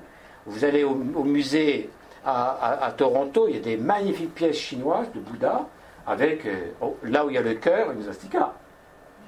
C'est-à-dire, tout ça, ce sont des visions qui sont complètement erronées, qui ont le pouvoir de faire repousser. La grande exclue, c'est Blavatsky. C'est Madame Blavatsky. C'est-à-dire sa doctrine. La doctrine secrète, quand je dis sa doctrine. La grande exclue. C'est absolument pas opératif. Pourtant, l'opération dont elle nous parle, c'est comment faire la liaison entre les deux. Pas t'attendre à rencontrer l'esprit au coin de la rue. Bon, quand je suis arrivé ici à Montréal, c'est la première chose que je suis allé faire tout de suite. Je suis en quête de l'esprit. J'étais aussi à cette époque-là en quête de l'esprit. Peut-être un peu moins en conquête, peut-être un peu plus, j'espère maintenant. Mais en quête de l'esprit, je suis tout de suite allé chez Jean Coutu. Parce qu'on trouve de tout. Même un ami. Si on trouve de tout, même un ami, peut-être que je vais trouver l'esprit. Je regardais dans les rayons, j'ai soulevé les choses. J'ai acheté même pour regarder dans l'intérieur. Au cas où c'était à l'intérieur, je n'ai pas trouvé l'esprit. Non. Il n'est pas là, l'esprit. Ce n'est pas son monde. Ceci n'est pas le monde de l'esprit. Il ne peut exister que comme symbole vivant au travers de tout ce qui est vivant. Nous devons devenir des symboles vivants de l'esprit. Mais pour ça, il faut s'y connecter. Et encore une fois, on ne se connecte pas à l'esprit en se connectant au psychisme. On n'a pas besoin, il est là, le psychisme. C'est lui qu'il faut travailler. Hein? Bien, alors voilà. Alors là, j'ai mis entre guillemets parce que ce sont des phases. Voilà, ça c'est le minéral. Dans cette vision, qui est la vision qui nous est transmise, tout est vie, tout est conscience, tout est esprit. Mais potentiellement. Alors, passons à la suivante. Chic! Vous voyez, il y a quelque chose qui se passe là. Hein? Vous voyez, il y a une différence. Repasse l'ancienne, là. Pas l'ancienne, la précédente. Regardez. Vas-y. Hâte! Petit machin, là, là. On appelle ça âme végétale. Conscience végétale. Âme végétale. Alors, ça fait rire forcément le matérialisme. Et c'est bien, parce que moi je suis content que la spiritualité puisse avoir cet impact positif de faire rire le matérialiste. Au moins, on sert à quelque chose, on lui amène du plaisir. Vous voyez, hein? Parce que la spiritualité intègre la matière. À l'envers, non. Le matérialisme n'intègre ni l'âme, ni l'esprit. Donc on est plus ouvert, d'une certaine façon. Vous voyez, mais on sait aujourd'hui que la plante, elle réagit à la musique. Il y a eu des expériences qui ont été faites, des expériences scientifiques, là, hein, c'est des trucs bien établis et autres, comme quoi, en fonction de la musique que tu fais écouter, la plante, elle a un métabolisme végétal qui diffère. Mais réel. C'est un petit peu comme si elle avait une sensibilité. L'âme, c'est la sensibilité. Hein? Quand on dit quelqu'un a de l'âme, c'est qu'il est sensible. Évidemment, c'est un langage qu'on utilise tous les jours. Donc, âme végétale. Mais bon, la connexion, c'est pas encore là. Mais il y a progrès entre l'âme minérale. Bon, je ne l'ai pas marqué, mais il y a le minéral. Pourquoi ? C'est dedans. C'est dedans. Vous voyez que c'est un morceau de charbon, n'est pas un diamant. Pourtant, un diamant, c'est du charbon. Mais ce n'est pas le même état. Vous voyez ? C'est-à-dire qu'il y a une évolution dans le monde minéral. L'évolution commence même peut-être avant le minéral. C'est-à-dire dans tout ce qui est pré-minéral. Les forces fondamentales. Hein, tout ça rentre dans l'intelligence du développement de l'univers de tout ce qui s'y trouve. Oui, la suivante. Il y a quelque chose de plus. Et il y a une solution de continuité. Il y a continuité. Passe précédent. Regardez. Suivante. Tac, vous voyez ? Il y a continuité. Ce n'est pas quelque chose de plus qui vient. Ce n'est pas que la différence entre le végétal et l'animal, c'est qu'on ne sait pas d'où ça vient. Mais il y a quelqu'un qui est venu et puis qui a rajouté, on ne sait pas à quoi, un plus. Ce n'est pas un Lego. Ce n'est pas un jeu de cubes où on rajoute des choses. C'est un développement. Ce n'est pas une croissance. C'est d'abord un développement. Les choses se développent. Et elles se développent avec plus de possibilités, plus d'éléments. Donc on peut dire qu'il y a plus d'éléments, il y a croissance en termes de nombre d'éléments. Mais il y a développement de l'intériorité. Là on arrive à l'étape animale. Vous verrez la semaine prochaine que je vais tout traduire ça, synthétiquement, en termes d'évolution. Comment c'est le titre, la naissance de... de l'homme. Naissance, hein? Évolution de l'homme. Montons. Ya! Ça y est, quelque chose vient de se passer. Vous voyez ce qui vient de se passer? Contact. Contact. Alors on n'est plus dans le végétal, on est dans l'animal humain. Et il y avait l'animal avant? Oui, animal. Vas-y, animal humain. Et pouf, tilt. Tilt. C'est-à-dire qu'à partir de ce moment-là, commence le patrimoine spirituel. Parce qu'il ne peut pas y avoir de patrimoine spirituel s'il n'y a à pratiquer, s'il n'y a pas un contact. Alors on arrive là ici. C'est l'animal humain. On le connaît très bien, même dans la vision matérialiste, il est dénommé l'homme est un animal doté de raison. Hein? Ça c'est l'animal doté de raison. Doté de raison, ça veut dire avec un contact avec le manas, c'est-à-dire avec l'intelligence spirituelle. Étincelle manasique, le feu de Prométhée. Prométhée. Zeus est en colère totale, il va le prendre, il l'attache à un rocher. Et voilà, sa punition. Et puis il y a un aigle qui vient tout le temps lui bouffer son foie. Mais le foie repousse. Alors l'aigle revient, et voilà la grâce qui vient de châtier Prométhée dans ce qu'il fait. Le foie est symbole de quelque chose, mais aussi c'est une fonction très spécifique. Hein. Et qui est-ce qui va libérer Prométhée? Je vous rappelle que dans les textes, ce sont les textes grecs, on a Prométhée enchaîné, et puis on a Prométhée qui n'est plus enchaîné. Je préfère dire ça plutôt que déchaîné, parce que la traduction d'aujourd'hui déchaîné, c'est Trump et compagnie, c'est-à-dire c'est la chose qui est plutôt violente, là, non? Donc, malheureusement, on a perdu que quelques mots de cette deuxième œuvre d'Échille extraordinaire. La première, on l'a. Intéressant. Bon, c'est pour ça qu'au début, bing, voilà, ça y est, le chemin commence. Ça, c'est un tanka qui vient du Tibet. Magnifique. Et il y a un petit livre. On l'a là, quoi. C'est le moment de faire la publicité. Alors, vous inquiétez pas, dans les films, il y en a pour 5 minutes de publicité. Ici, il y en a pour 30 secondes. Voilà. Non, il n'y en a pas. Et voilà. Vous voyez? On a confiance que tout va fonctionner bien, et puis non. Bref.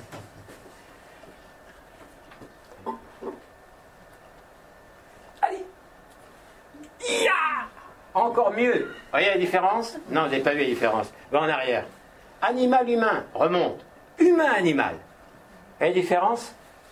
Là, c'est plus que c'est un animal doté de raison, c'est une raison qui a un côté animal. Ah là, ça change. On est trop souvent, avec même la vision contemporaine, avec l'animal doté de raison. C'est l'animal qui conduit. C'est pour ça qu'on cherche à résoudre les problèmes comment? Avec la force. Ah oui, j'ai oublié, ce que je disais tout à l'heure, c'est Hercule, Héraclès qui libère de Prométhée. Celui qui fait les 12 travaux, qui sont des phases dans la démarche pour connecter et pour travailler la personnalité pour que le contact puisse se développer à l'intérieur de soi. C'est-à-dire que l'être intérieur puisse croître comme effet d'une manière manifeste dans la personnalité. C'est ce qui fait que l'être va devenir plus humain.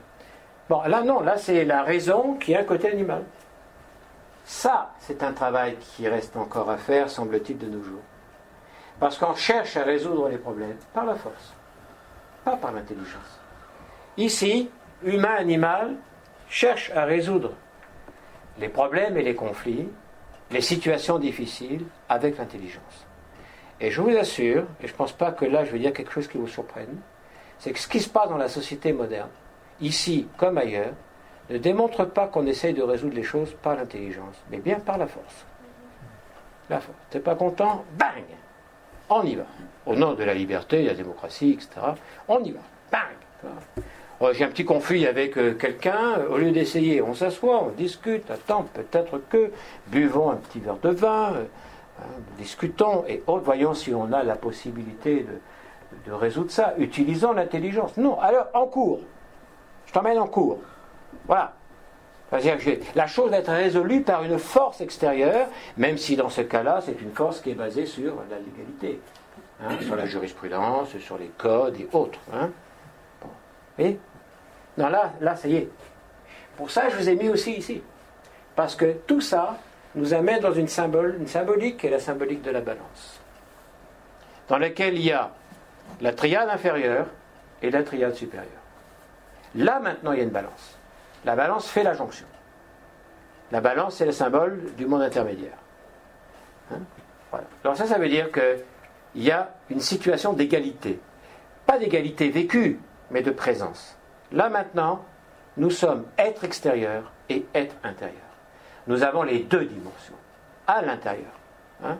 Mais ce n'est pas le psychisme, c'est une graine d'esprit. Hein? Ça veut dire, qu'est-ce qui peut se produire? C'est qu'il peut se produire qu'on donne quand même plus de poids à la triade inférieure ou plus de poids à la triade supérieure. Et c'est ça le carrefour. Dans la lame du tarot égyptien, c'est ça le carrefour. C'est ça la décision. Oui, continuons cependant. Voilà, on arrive à l'humain. Humain. Et là maintenant il y a l'équilibre des trois mondes. Ce sont les trois mondes qu'on vous présente ou qui sont présentés. Avec comme monde intermédiaire ici, cette figure qui est là, qui est en jaune. Et si vous rajoutez ici un axe, vous avez la hache à double tranchant, qui est le labère, hein, qui est l'outil par lequel Thésée rentre dans son propre labyrinthe pour essayer de domestiquer le Minotaure, hein, au cœur du labyrinthe. Et il peut sortir du labyrinthe, il peut y rentrer et y sortir grâce au fil d'Ariane. Intéressant. Bon, mais c'est pas fini. Là, on peut dire que voilà, c'est ternaire. Remonte un peu avant, s'il te plaît. Une. Bon, juste avant. Là. La suivante. Naît l'être humain. C'est à ce moment-là que naît l'être humain. C'est lorsque la présence d'une étincelle d'intelligence se trouve en lui que naît l'humain. Monte, s'il te plaît. Humain-animal, humain-humain, humain spirituel. Vous voyez que là, hein, le poids de la matière est vraiment très diminué. Par contre, l'importance du spirituel est très forte. On peut prendre des exemples. Mettons dans le cadre de notre religion chrétienne, enfin dans la religion chrétienne, Mère Teresa. Manifestement, elle avait plus de compassion que de désir matériel. Prenons Gandhi. Hein? Et quand on voit le type de vie qu'il avait, c'est quand même assez simple. Hein? Mais alors, des éléments qui sont quand même tout à fait lumineux. Et c'est lui, toujours qu'on utilise la phrase magnifique, hein, soit le changement que tu veux voir dans le monde. Quelques mots qui sont radicaux. Et pour ça, soit le changement, il faut que tu changes. Et pour changer, ce n'est pas ton psychisme qui va te faire changer. C'est ta conscience spirituelle. Et pour ça, il faut te connecter. Il y a des voies pour ça. Nous, on appelle ça philosophie à la manière classique. C'est notre ligne. Dans les 70 pays dans lesquels on existe. Alors là, voilà, maintenant j'ai mis, vous voyez, la balance ici, parce que c'est un symbole intéressant au niveau de l'Égypte, avec le cœur, qui est l'être humain, la conscience de l'être humain. C'est quand l'Égyptien dit qu'il apprend par cœur, c'est pas par tête, c'est pas qu'une mémorisation par tête, nous on a complètement déformé cela, c'est par cœur. Hein, c'est-à-dire avec cet amour, cette intuition, cette sagesse, qui est le propre de l'esprit spirituel. Et là, il y a beaucoup de choses qui sont à dire, notamment tout ça, bref. Et on continue ici. Ici, il y a un chemin. Très rapidement, regardez, l'éléphant est tout noir, il arrive là tout blanc. Hein, et puis après, il est dans un arc-en-ciel. C'est-à-dire qu'il n'est plus véritablement sur Terre. Il y a un enseignement spirituel qui est notre patrimoine. Il faut qu'on s'y relie, il faut qu'on le découvre, surtout si on pense, oui, qu'effectivement, l'homme intérieur n'est pas notre psychisme. C'est une graine de spiritualité qui exige une certaine démarche de nous. Oui, pas fini. Détachement. Pip. Détachement, vous voyez, c'est ça là. Et pouf, détachement. Et là, pip, détachement. Qui est représenté avec la dernière vignette du livre des morts égyptien. Bon, on ne rentre pas dans les détails, mais c'est là aussi, c'est ça qui fait que l'âme du défunt, dans le dit livre des morts égyptiens, va rentrer dans les champs de Yalou, qui sont les Champs-Élysées, et qui représentent le domaine spirituel. Alors maintenant, tout ça là qu'on vient de parler, comment est-ce qu'il faut qu'on le traduise ici-bas, là où nous sommes, dans la vie qui est la nôtre? Par la philosophie, par l'amour de la sagesse. Mais un amour de la sagesse appliqué. La philosophie, c'est pas pour les livres, la philosophie, c'est pour le cœur. Et il faut qu'on l'applique. Amour de la sagesse. Alors on va voir ça en quelques deux petites vidéos qu'on va vous présenter. Ça dure 2 minutes chacune. Ça va être là. Vous voulez dire c'est ici?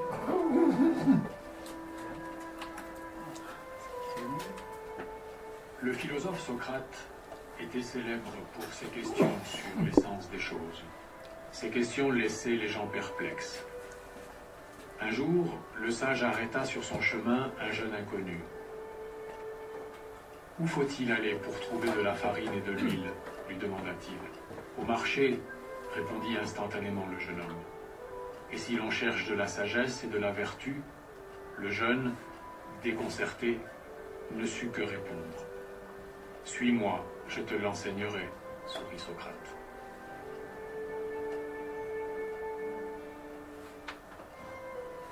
Qu'est-ce que l'amour? Qu'est-ce que le bonheur? Existe-t-il quelque chose d'éternel, d'immortel en ce monde? Quel est le sens de la vie? Qui suis-je? D'où est-ce que je viens? Et où est-ce que je vais? Ces questions, et beaucoup d'autres, essentielles et éternelles, ont toujours captivé l'âme de l'homme, comme un appel mystérieux venu du fond des âges. C'est en cherchant des réponses à ces interrogations que nous devenons philosophes. Les questions les plus simples sont les plus essentielles. En nous posant de temps à autre ces questions, nous verrons alors comment nos réponses changent et comment notre âme découvre toujours davantage le sens mystérieux de la vie. La suivante. La philosophie n'a jamais été un savoir purement théorique, mais elle était le reflet des différentes facettes de la vie. Depuis les temps reculés, l'histoire garde dans ses annales des souvenirs des écoles de philosophie. Nouvelle Acropole est une tentative pour appliquer les connaissances et les valeurs des écoles de philosophies antiques qui restent actuelles pour l'homme de notre temps. Les antiques écoles de philosophie étaient des exemples d'une exceptionnelle fraternité philosophique, qui réunissait des hommes et des femmes de vocations et de professions différentes, dotés de talents multiples et variés. Elles constituèrent des chaires universitaires scientifiques et, en même temps, des temples des muses où l'on cultivait l'amour du beau et de l'harmonie, à travers la pratique des différents arts. Les études de philosophie et leur application pratique dans la vie permettaient aux disciples un éveil progressif des multiples potentialités de l'âme et de l'intelligence. Telles furent l'école pythagoricienne, l'académie fondée par Platon à Athènes, l'école néoplatonicienne d'Alexandrie, l'académie platonicienne dans la Florence de la Renaissance et beaucoup d'autres. Les confréries philosophiques qui œuvrèrent au long des siècles ont laissé des traces précieuses pour la postérité. De nombreux disciples de ces confréries devinrent des hommes illustres à leur époque. La philosophie a toujours uni les hommes autour des valeurs éternelles. En ce sens, l'aspiration principale de Nouvelle Acropole consiste en une renaissance de la sagesse et des traditions immortelles du passé, pour leur donner une application pratique à l'époque contemporaine. Bon, ce sont 2 extraits d'une vidéo un peu plus longue que nous avions préparée en fait pour la célébration des 50 ans d'existence de Nouvelle Acropole. Pip. Ah oui, vous avez remarqué, il y avait les vidéos qui étaient là tout le temps, mais il y avait toujours ça. Pour les gens, les gauchers et pour les droitiers, on a pensé d'une manière universelle. C'est la date à laquelle commence un nouveau cycle. Bon, on se donne un peu de temps si vous voulez, s'il y a des questions. S'il n'y en a pas, tant mieux. Je veux dire, tant pis. Il y a une prochaine conférence. Mais s'il y a des questions ou des remarques, je vous en prie. Dès l'instant qu'elles sont toutes positives, je serai content. Parfait, c'est bien. J'adore ces moments de contemplation. Non, il y a une ambiance d'une mystique intense. Tu peux éteindre, ça nous dérange là dans la concentration. Le bruit du ventilateur. Juste un commentaire quand vous disiez qu'on ne peut pas attraper l'âme. Descartes il avait essayé, il avait trouvé la glande pituitaire là, qui était le siège de l'âme. Ouais, c'est ce qu'il a dit. Mais c'est vrai, de toute façon, il faut qu'on comprenne qu'aucune fonction, aucune, ne peut se manifester sans un organe. Il faut bien qu'il y ait un organe pour qu'elle se manifeste. Donc là, il y a des petits... Celle-là aussi, là, pendant longtemps, on a dit que ça sert à rien, il y a du sable. Et puis maintenant, on commence à se rendre compte, et si ça sert à quelque chose, et même à quelque chose d'important, dans la question de l'équilibre harmonique entre toutes les fonctions qui sont les fonctions les plus, disons, vitales de l'être humain, du corps humain. Vous verrez la semaine prochaine que il y a le côté de la surprise, un petit peu, la semaine prochaine. Donc ça ne sera plus une surprise si je le dis, donc je ne le dirai pas. Hein? T'as vu la méthode? Très bon, là, prenez de la graine. Non, c'est que ce n'est pas nous qui nous accrochons à la triade. C'est la triade qui s'accroche à nous. Et ça, sinon, on peut se perdre complètement. Je vais m'accrocher à l'esprit. Tu peux chercher à t'accrocher à l'esprit, ça va prendre du temps. Hein? Parce que l'esprit, c'est rien. Il est où l'esprit? C'est pas tangible, ça n'existe pas. Ça est, mais ça n'existe pas. Par contre, ce que l'on peut faire, c'est travailler sur soi de manière à arriver à un état où là, l'esprit va pouvoir se manifester. C'est l'histoire que j'ai fait avec la lumière. Ça ne sert à rien d'essayer de produire, d'attraper la lumière. Ce qu'il faut faire, c'est... Tout ça, c'est le sens de la formation de soi, en fait. Est-ce qu'on peut dire que le corps est l'empreinte de l'essence? Si on arrive à la fin, oui, c'est ce qu'en Égypte, ils appellent ça le corps Ani ou le corps de lumière. Ou, du point de vue de la symbolique de notre propre tradition, enfin tradition occidentale chrétienne, c'est le corps de gloire. C'est quoi un corps de gloire? Moi, je connais un corps de muscles, d'intestin, de foie. Donc c'est sûr que c'est un état intérieur. Nous sommes l'obstacle à la lumière. Mais en même temps, nous sommes la résolution qui peut permettre à cette lumière de passer au travers de nous et de s'exprimer en tant que réalité humaine. Platon disait que le corps est le tombeau de l'âme et son berceau. C'est beau, hein?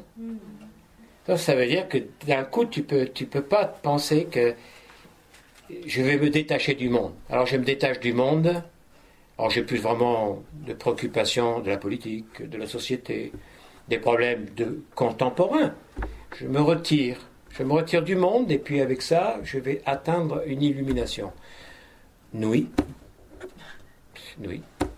peut-être, aucune espèce d'idée. Par contre, toutes les spiritualités nous disent qu'au contraire, le champ de ta propre métamorphose, c'est le monde dans lequel tu es né. C'est ta réalité existentielle. C'est là où tu peux faire quelque chose. C'est là où tu peux progresser. C'est pour ça que c'est philosophie et pas sagesse. La sagesse est un état qui est au-dessus de la philosophie. Nous, on n'est pas des sages, on essaye d'être des apprentis philosophes. Philosophie appliquée. Pas...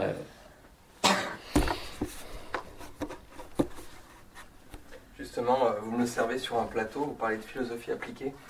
J'ai envie de vous lancer une invitation à nous donner une anecdote ou peut-être une démonstration pratique par rapport au fait de singer.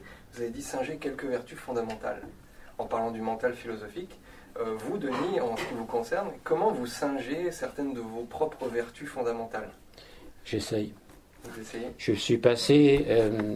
c'est-à-dire que quand on regarde le monde des singes, il y en a un certain nombre. D'ailleurs, il y a les singes comme lui, par exemple. Normalement, c'est des singes qui peuvent avoir les fesses rouges.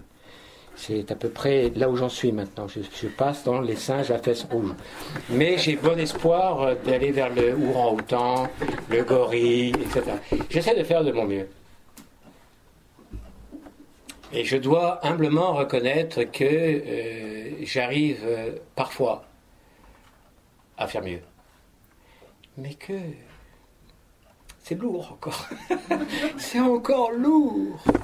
Il y a des fois, je m'emporte, m'énerve, je fais semblant de ne pas voir alors que je vois. Je sais très bien qu'il faut que je fasse ça parce que ça le demande et c'est normal. Je détourne mon regard pour me trouver une raison supérieure de ne pas le faire. Je ne veux pas me décrire, je ne veux pas vous décourager, c'est ça. Mais on est tous dans le même bateau. Alors c'est pour ça qu'il faut s'entraider. Ça c'est bien une fraternité comme il a été expliqué dans la vidéo, une fraternité philosophique, parce qu'on peut s'entraider. On est tous quelque part maîtres et disciples des uns des autres. Il y a des choses qui sont remarquables, il y a des choses qu'une personne fait. Tu ne sais même pas si elle est connectée à la doctrine secrète, ou à telle spiritualité, ou si elle marche sur la voie de la conquête intérieure. Mais ce qu'elle fait est inspirant. Tout ce qui peut nous inspirer des autres est autant de sources qui c'est à singer. C'est-à-dire à imiter. Imitatio Dei. On nous dit que l'univers, dans le comment s'appelle-t-il, enfin le Dieu créateur, il y a un autre nom plus, le Dieu créateur, le démiurge, le démiurge, c'est celui qui équivaut au manas, c'est-à-dire l'intelligence en action, mais du point de vue plus universel. Il applique dans la matière l'image archétypale. Donc il imite l'archétype. C'est l'imitation divine. On essaie de se conduire dans la vie en imitant le bien, le beau et le juste. Et comprendre où sont mes obstacles. Parce qu'il n'y a pas de raison à ce que je ne le fasse pas. On pourrait dire, bon, non, si tu n'as pas le coefficient intellectuel ça, tu es foutu. Si tu es blanc, tu ne peux pas le faire. Seuls les jaunes peuvent le faire. C'est-à-dire pour ça que dans un des principes, c'est au-delà de toute distinction de race, sexe, couleur, religion, profession, salaire, sexe et compagnie. Il faut s'entraider. Donc voilà, j'essaie de faire de mon mieux et puis mon maître me dit tu sais ce que tu fais, c'est pas ton mieux. Alors j'ai envie de lui mettre une claque dans les chicots, dire mais tu commences à me faire chier, excusez-moi l'expression, on va effacer ça. Mais à la limite, la voix du silence, écoutez la petite voix là. Tintin, elle m'inspire beaucoup, là, Tintin au Tibet. Là, Je raconte toujours cette histoire, alors, quand ils sont dans la montagne, et puis qu'ils sont pognés dans la montagne, et puis il faut vite aller chercher du secours, il envoie Milou. Petit chien. Petit caniche blanc là qui descend à toute vitesse pour sauver son maître et autres. Puis d'un coup, au détour d'un chemin, il tombe sur un os. Elle ne me dit pas, il n'a jamais vu un os comme ça. Mesure 2 mètres de long. Un truc énorme. Il essaie de le prendre, il ne peut pas le prendre, mais il est complètement... Il est fasciné par l'os. Et d'un coup, pop, il y a le petit Milou satanique. Avec des petites... C'est un peu la figure du diable avec la fourche, là. Puis il y a l'autre angélique, un peu bébête. C'est sûr qu'on ne va pas suivre le petit ange qui dit, un peu de façon molle, mais non, écoute, tu sais, tu as une mission, il faut que tu fasses le nécessaire pour sauver ton maître. Un truc un peu mielleux. L'autre, le rouge, le satanique, il dit, écoute, T'entends cette espèce de charlot là? Regarde cet os! T'en as jamais vu un comme ça, t'en verras jamais un comme ça. Profite, saisis l'occasion, vis le moment présent. Oublie le passé. Le passé, c'est ton maître qui crève là-haut. Oublie l'avenir. Bouffe, vis dans l'instant, l'instantané, roi qu'aux soupes. Comment? C'est ça le truc. Ça. Alors, c'est pour ça que dans la réalité, les anges, nous sommes toujours représentés dans la symbolique spirituelle armés. Ils ne sont pas mielleux. Ils sont armés. C'est du genre chevalier. Même Rambo est incapable d'en battre un seul. C'est au-delà de Rambo et de Rambette. Au-delà. Ils sont les gardiens du feu. Les gardiens du Graal. C'est pas de la mollesse, là. C'est-à-dire, tu rentres au paradis, nous dit-on, droit. Et alors, on peut citer Marc Aurèle qui dit, seras-tu droit ou redressé? Alors, tu peux être redressé par l'extérieur. Donc, certainement croche. Parce que tu vas assumer une forme, une identité qui n'est pas la tienne. Donc, c'est loin de Atma. Ça va être une illusion. Non, il faut être droit. Bon, qu'est-ce qui m'empêche de l'être sinon que moi-même? Donc je dirais, j'essaye de m'inspirer de la voie philosophique à la manière classique. Voilà ce que je peux dire. C'est pas moi qu'il faut imiter, c'est l'enseignement auquel on peut accéder. Voilà. Bon, alors merci de votre présence. Vous allez vous réchauffer dehors. Merci d'avoir écouté ce podcast. Pour rester en contact, vous pouvez nous suivre via notre site internet à montréal.acropole.ca. Aussi, Nouvelle Acropole est une organisation à but non lucratif présente dans plus de 60 pays à travers le monde. Vous pouvez nous appuyer en faisant un don ponctuel sur notre site internet à montréal.acropole.ca/contribuer.